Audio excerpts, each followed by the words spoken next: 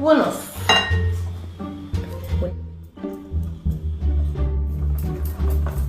نقلب بقى كويس. المرحله الجايه بقى هنجيب استريتش ونغطيها، وسيبي لي بقى المرحله دي انا هكملها عليك.